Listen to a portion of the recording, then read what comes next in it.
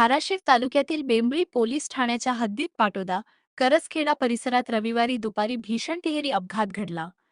लातूरच्या दिशेने भरधाव वेगाने जात असलेल्या बोलेरो वाहनाने प्रथम वॅगनार कारला पाठीमागून जोरदार धडक दिली. त्यानंतर नियंत्रण सुटलेल्या बोलेरोने कड्डा तोडून तुळजापूरकडे येत असलेल्या होंडा सिटी कारला समोरासमोर धडक दिली.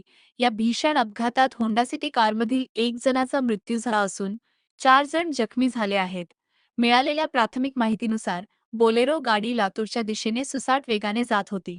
यावेळी मद्यपान केलेल्या चालकाचे वाहनावरील नियंत्रण सुटल्याने बोलेरोने पुढे असलेल्या वॅगनार कारला पाठीमागून जोरदार धडक दिली.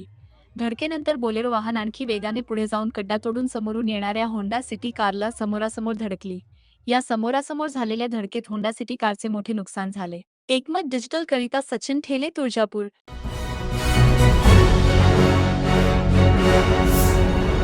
Thanks for watching Ekmat Digital.